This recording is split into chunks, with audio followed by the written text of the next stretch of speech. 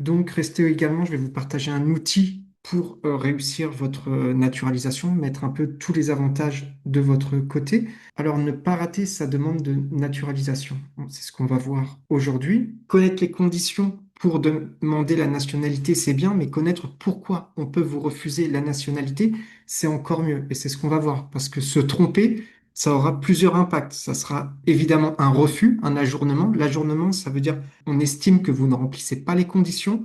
Ça peut être aussi une perte de temps. Ça veut dire que vous allez devoir tout recommencer à zéro, sachant que les procédures prennent 18 mois en moyenne, voire 3 à 4 ans pour certaines préfectures. Ça sera des occasions manquées. Vous pouvez perdre votre travail en attendant.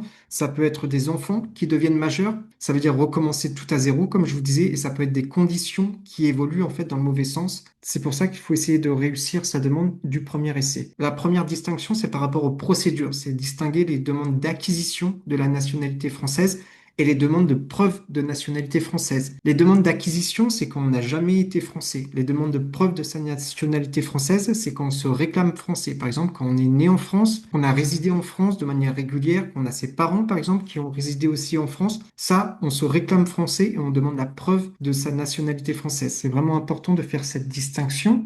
Dans les demandes d'acquisition de la nationalité française, il y a aussi deux autres distinctions à faire. C'est les procédures de naturalisation par décret. C'est quand on a une intégration suffisante en France, une durée de résidence suffisante et une bonne intégration. Ça, c'est la naturalisation par décret. Et on a la procédure de déclaration de nationalité française. Par exemple, c'est quand on est l'époux d'un conjoint français. Ça, c'est la procédure de déclaration de nationalité française. C'est important de faire les distinctions entre les deux parce que les conditions ne sont pas les mêmes. Les modalités de dépôt sont pas du tout les mêmes entre toutes ces procédures.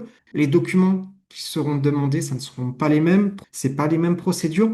Donc, c'est vraiment le premier point à faire, de distinguer quelle est la procédure qui colle à votre demande. Le deuxième point, c'est le timing, savoir à quel moment je peux demander mon passeport français. Est-ce que c'est le bon moment? Est-ce que c'est pas le bon moment? Est-ce que je dois attendre? Ou est-ce que c'est trop tôt? L'erreur fréquente, c'est de déposer soit trop tard, soit trop tôt. Ça arrive plus souvent qu'on ne le croit. Déposer trop tard. Par exemple, là, c'est l'exemple d'une personne que j'ai rencontrée. En fait, elle était mariée avec un Français. Elle me dit en fait qu'elle a appris qu'elle aurait pu devenir française et qu'elle a raté en fait cette occasion. Elle était en fait mariée depuis plus de 6 ans avec un Français et elle ne savait pas en fait qu'elle pouvait demander la nationalité française. Ils ont divorcé et depuis en fait elle doit recommencer son parcours d'intégration de zéro. Ça veut dire elle est obligée de repasser par la case autorisation de travail, changement de statut, titre salarié et recommencer tout à zéro. En fait, personne ne viendra vous chercher pour vous dire que vous pouvez demander la nationalité française. Et également, personne ne viendra vous dire que vous êtes sur la mauvaise route. Ça, c'est le cas d'une autre personne. Lui, il a déposé une demande par décret. Il a tout déposé alors qu'il ne qualifiait pas. Sa demande a été enregistrée. Il a été convoqué à un entretien à la préfecture pour son entretien d'assimilation.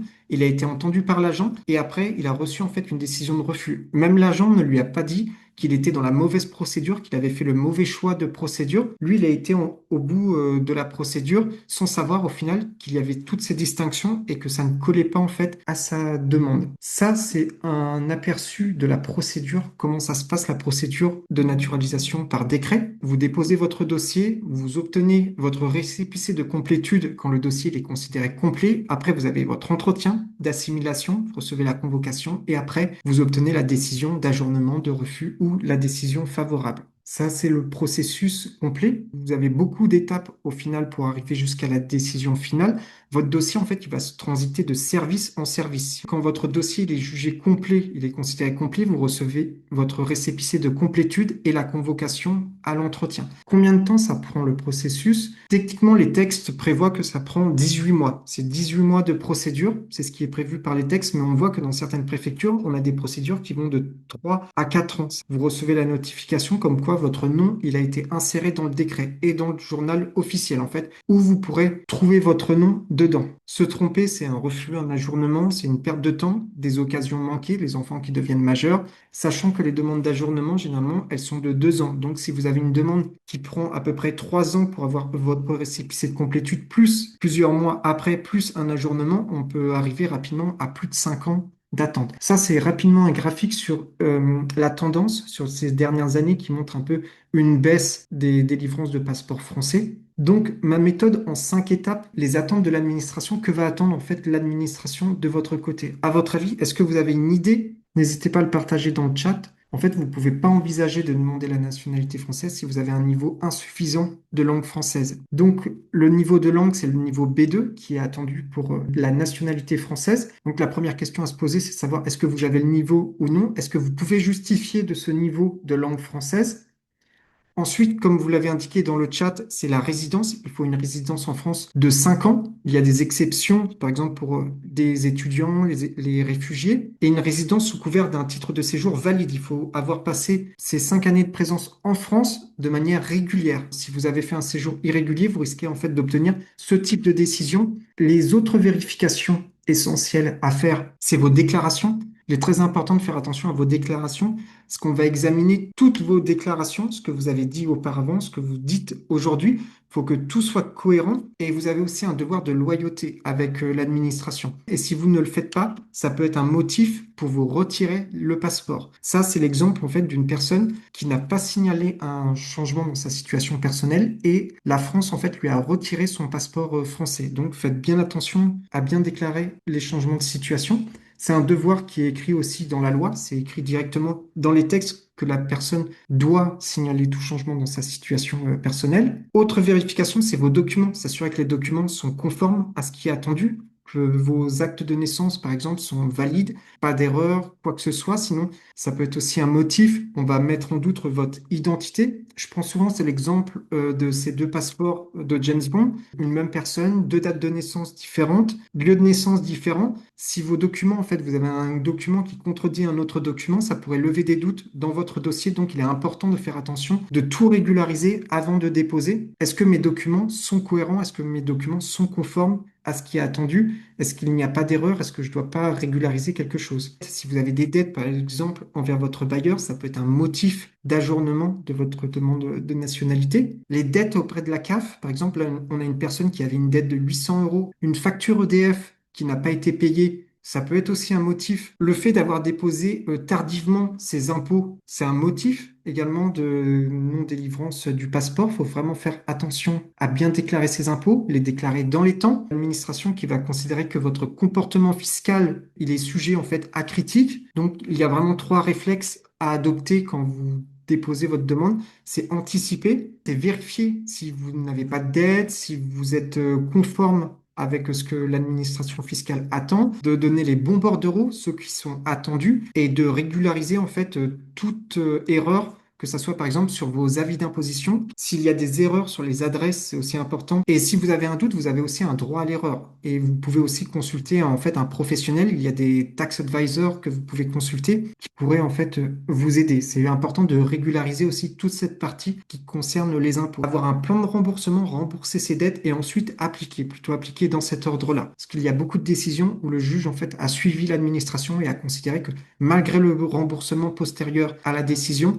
ça n'avait pas d'influence. Les titres de séjour précaires, il faut s'assurer aussi que votre titre permet de demander la nationalité. On a certains titres qui n'autorisent pas du tout à travailler et c'est important en fait d'avoir un titre qui soit en adéquation parce que ça va amener à l'autre condition, c'est votre insertion professionnelle en France qui va être examinée. Il est important en fait d'avoir une bonne insertion sur le marché français pour pouvoir demander la nationalité française. Si vous n'avez pas une insertion professionnelle qui est suffisante, vous recevrez ce type de décision. Les ressources aussi, ça va avec le parcours professionnel, des ressources suffisantes pour pouvoir demander la nationalité française. Comme je vous disais, hors prestations sociales, donc ça c'est une question à se poser. Est-ce que j'ai une bonne insertion professionnelle en France? Vous devez avoir transféré en France vos centres d'intérêt. Là, on a un exemple flagrant d'une personne qui travaillait pour les services spéciaux d'un autre pays. Ça a été un motif d'ajournement. Votre situation familiale, elle est aussi examinée. Il faut régulariser votre situation familiale. Si vous avez un conjoint à l'étranger, c'est de faire la procédure dans le bon ordre. Je demande un regroupement familial. Je demande la nationalité après, pas l'inverse.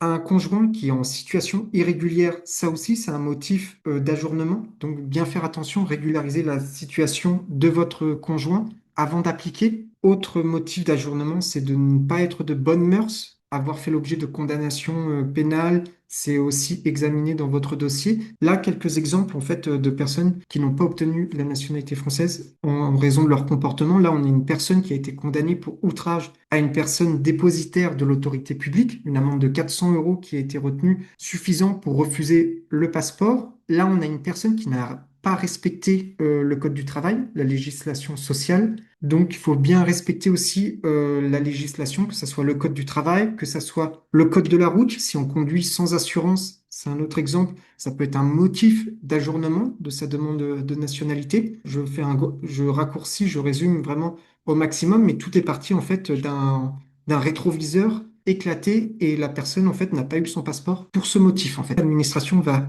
examiner en fait votre adhésion aux valeurs républicaines par rapport aux valeurs votre adhésion aux valeurs républicaines, elle va être examinée pendant l'entretien de naturalisation. Vous allez être entendu en fait par un agent de la préfecture. Il va vous poser des questions sur vos motivations, votre intégration en France, ce que représente pour vous par exemple la liberté d'expression. C'est un entretien qui dure une dizaine de minutes, vingtaine de minutes, voire 1h30. J'ai déjà eu le cas. Bien se préparer pour cet entretien. Comment on se prépare pour l'entretien d'assimilation? C'est d'abord connaître le format que c'est mené par un agent, faire des simulations avec des amis, avec des gens qui sont déjà passés par ce processus. Ça se prépare vraiment l'entretien et il y a beaucoup de personnes qui obtiennent des refus juste à cause de l'entretien. Là, je vous propose pour ceux qui ne l'ont pas déjà, c'est un guide. J'avais regroupé 30 questions populaires qui reviennent en fait en entretien. Je vous le mets dans le chat si ça peut vous aider à réviser si vous êtes dans le parcours. La nouveauté de 2026, c'est l'introduction d'un examen civique. L'examen civique, il s'ajoute à l'entretien de naturalisation. Si vous réussissez l'examen civique, ça vous permet ensuite d'accéder à l'entretien de naturalisation. C'est un examen écrit. Il faut au moins 80% de bonnes réponses pour obtenir l'attestation de réussite et passer ensuite à la prochaine étape. C'est 40 questions réparties sur 5 grands thèmes. On a les principes et valeurs de la République, histoire, géographie, culture, vivre dans la société française. Donc là, on a vu un peu, avec le temps qu'on avait, un peu les attentes, les grandes attentes de l'administration pour votre demande de passeport. C'est important de connaître, de commencer par cette étape, c'est de comprendre les attentes de l'administration. La seconde étape, on n'a pas le temps de rentrer en détail dedans, mais anticiper, c'est anticiper de quoi vous avez besoin pour votre demande de passeport, quels documents vais-je avoir besoin pour déposer ma demande. Une erreur qui revient souvent, c'est de négliger cette étape parce que vous pouvez en fait avoir un super dossier. Ça arrive souvent en fait quand on a négligé, là c'est un exemple d'une personne qui m'a contacté, on a oublié en fait de prévoir les délais pour obtenir un document. On a déposé la demande et ensuite on a l'agent qui demande un complément. La demande, elle court. Ça fait peut-être 3 ans que la demande, elle est en attente. Au bout de 3 ans, l'agent, il vous envoie une demande de document, mais vous n'avez pas anticipé. Il fallait obtenir ce document dans votre pays. Les délais pour le faire venir sont généralement assez longs. Vous avez que 60 jours pour donner ce document. Et au final, vous êtes hors délai et l'agent, en fait, décide de clôturer votre demande parce que vous n'avez pas pu donner le document. Donc, c'est anticiper. De quoi vais-je avoir besoin? Avoir tout avant de déposer, c'est l'idéal.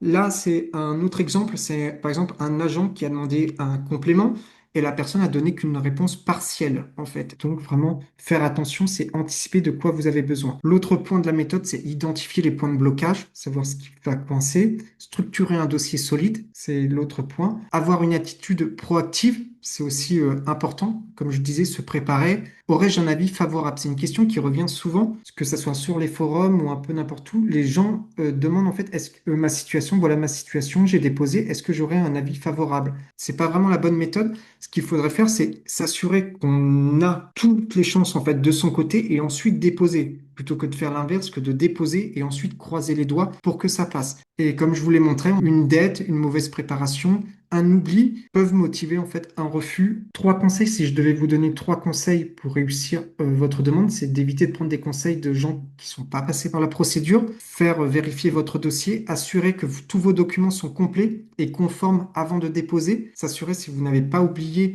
une signature, une validation, une légalisation, vu que ça peut prendre du temps et que vous avez que 60 jours si l'agent vous demande un complément. Vous voulez aussi aller plus loin, je propose une newsletter où je partage régulièrement des contenus, des tips sur la demande de passeport français, pas mal de conseils, des guides aussi sur cette newsletter. Vous pouvez rejoindre la newsletter si vous le souhaitez.